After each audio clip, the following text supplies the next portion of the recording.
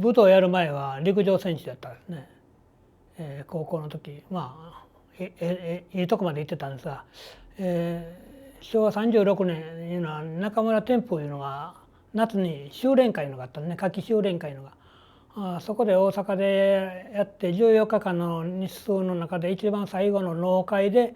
久先生が演舞をされたんですね。まあ久先生直接やらないけど、舞台に柔道やってる人を舞台に上がらして、女の子を上がらして、これで2教いうんかね、2か条ね、人を締めなんかを教えて、女の子でもできるんやったら私らも僕でもできるなと、体の小さいのでもということで、運動やってなかったんでやりたいということで、ね、入ったんが関西合気道クラブという合気道クラブいう名称でしたけど、昭和34年に先生が戦後また作られたんですね。道場スタートされたんですね。その免許を嗅いでもらってから戦後までだいぶ期間はありますけどね、ところどころあちこちでイベントとかいろんなでね呼ばれて教えておられたようですけどね、正規はそこからですね、ブレーキはないです。それでですから一番最初に入門したのは看板は大東流合気道という看板になってるんですね。合気道クラブという看板でしたけども、本当は大統領合気充実とすべきかもわからんね、看板が。一般にはわからないんで大統領という言葉を抜いて合気道、関西合気道クラブという名前にしておられました。もうなぜされたかないのはね、どんなことを教えたか言ったら、ちょうど36年の10月に私が入門した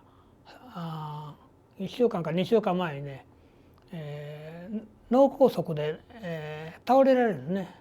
それで、家に見舞いに行きましたけど、もうそれからやっぱり半身不随で、復帰はされて、ね、杖ついて、ね、道場へね来ておられましたけどね、それで教えていただいたのが、僕は学生やったから一番よく稽古したんで、どんな技かいうのは教えていることが僕は受け取るから大体わかるんで、それで受けを取っています。ほとんど上柴先生の技ですね。だから大東流というけどほとんど上柴森平先生に習った技の影響が大きいですね。それでこうするんやああするんやと。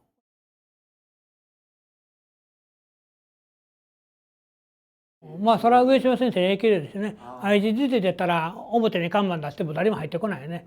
それで業務さんもわからないからけど、大阪ガスいうのが道場の前がね、向かい斜めがね御堂筋に面してるんですね。一等地ですよね。そこでやったんですね。サラリーマンなんかが看板来て、青梅県市とかなんとか埼玉銀行の上ですからいろんな企業が、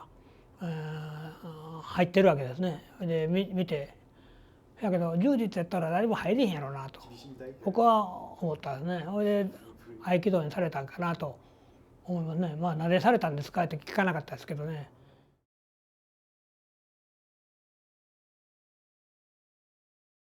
34年やからね、31年かなんかです。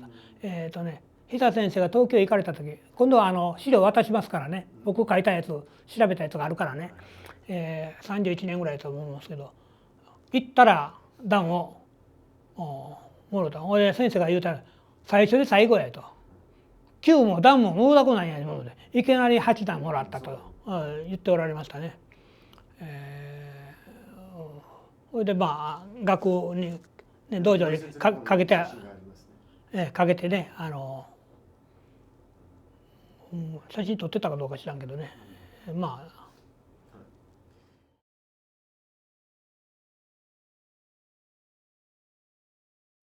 僕はね、大統領合気柔術で大学でクラブ作ったんですね。青梅山学院大学に。関西合気道クラブじゃなくて。そうそう、別れというかね、習ってるから学校でクラブ作ったのね。それでクラブ作って大統領でやってたんですけど、大統領って他の大学やってないよね。そう。ほいでこれはあかんなと思いながら、ほいで日田先生激元気でね、ほいで日田先生の後継者がおって教える人おるんやったらその人に師範になってまた来ていただいたらいいんやけど、日田先生おらんやったらもうあかんでと、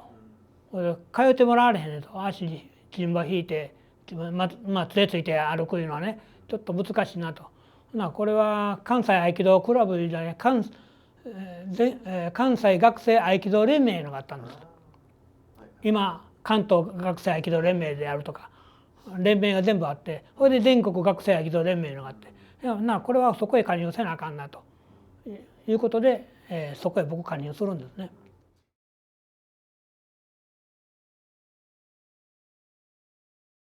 その時にデオタンが、小林、弘和先生ですね、デオて、漢学の学生から紹介してもらって、でもそれからずっと合気道、それから合気道と両方やってたんですね。学生時代は大学では合気道をやり、小林先生来るから合気道やって、それで夜は関西合気道クラブでやって、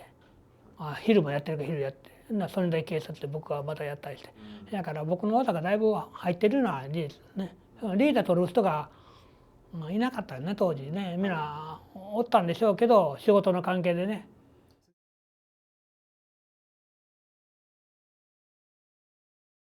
20年20歳ぐらいからね、小林先生も一生懸命やるからな、プロになれ言うて大統領教えたらええねんやれとか言うて応援する言うとかでね、こんなんで食べる思わんからね、食べられへんから。ただ50年に千里浅井カルチャーセンターいうのが千里会館にできたんですね。横浜でできて第2号です。その時東京が1号かな、東京が1号やったんかな。それで第2号ができて、これ2号の時に千里朝日新聞土地があったんでそこで会館建てて、その時に武道をやろういうことで、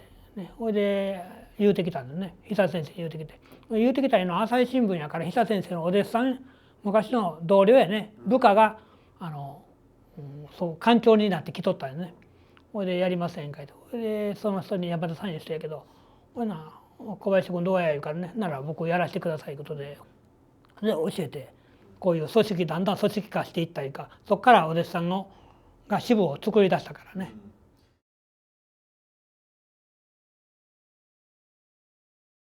ちょっと習ったからね。わずかの期間やけどね、内弟子でおられて戦後に大阪に帰ってくるんですね。大阪には前から田中番線いう大阪支部があって、それで2つもあるから、昔は各県に1つしかないから大阪事務所いうことで、それで上島先生は田中さんのとこ行かずに、小林さんのとこ行きはったね。それで2ヶ月に一遍ぐらい演舞いうかね、指導、当時はそのぐらいの時間があったんでね、指導に来られて、その時に合同稽古で各大学の学生が集まったり、僕らやから一緒に社会人なんかと一緒に、ね、福島体育館で、ね、稽古をしたんですね。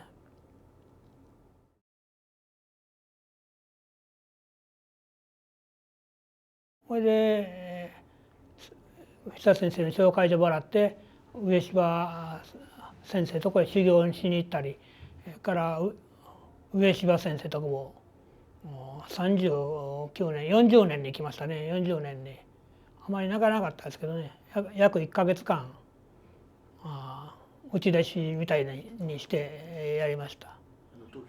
東京本部道場ね、前の道場ですね。あの時はね、大先生はね月曜日やったかなが稽古日なんですね。朝一の稽古でご存知ですよね。今でも一緒やと思うけど、内弟子が全部集まってみんなね、激しい稽古ですよね。それで僕はその時指導しておられた後の日はね、岸尾丸先生が道場長が指導しておられたんですね。いや、あの時は道場長言わなかったな。東平先生が道場長やったんですね。で毎日稽古、東平先生は朝の稽古はこの後に2番稽古、曜日は違うね、月曜日が藤田2番稽古に8時ぐらいからですね藤田先生、その次が予備1号で東平先生とかこうローテーションしてましたからね、まあそこでなってその朝の稽古1番稽古と2番稽古終わって一旦帰って養親館に、昼から3時ぐらいかな3時か4時ぐらいに稽古行って終わったらまた本部道場で戻って、稽古してそれの繰り返しで1ヶ月間。飯田橋だったね。養親館の本部道場は飯田橋。飯田橋ね。はい。だから一番古いところやね。今ね映ってるからもうないですけどね。戦争後は後楽園かなんかもうあの辺りですね。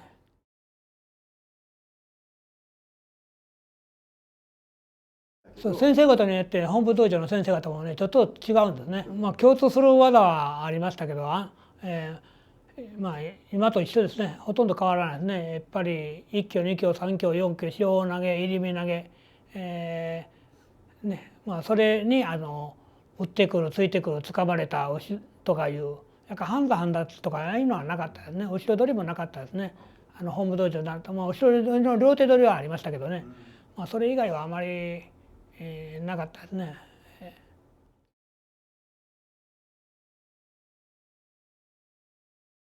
有川先生はね、まあ僕よう分からんんですけどね、何かタコマ会のファンでね、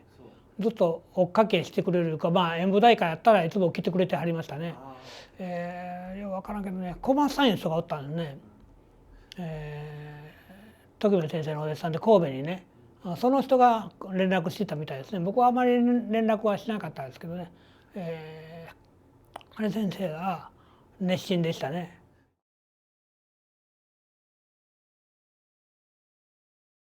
影響を受けてるのか分かりませんね。これで、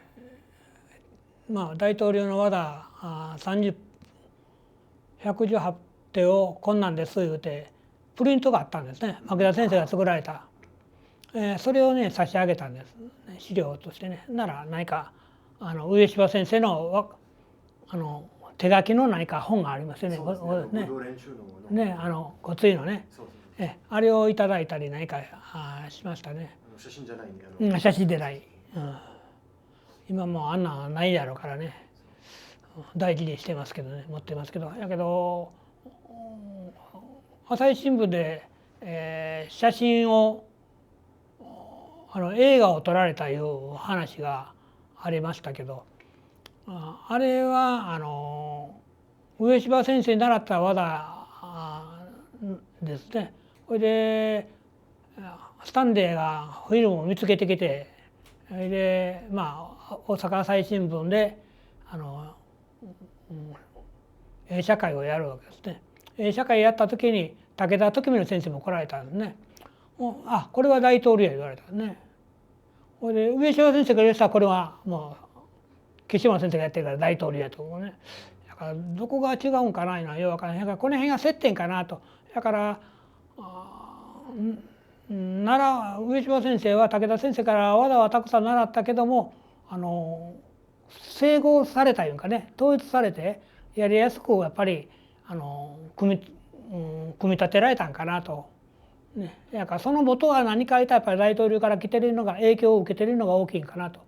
まあ柳生心眼流であるとかね祈祷流とかいろんな先生稽古しておられますからどれがどの技いうことはよく分かりませんけど、まあ小野派の剣からも来てるんでしょうけど、まあ大統領は小野派の剣をやっぱり大事にして、やってますね。稽古してます。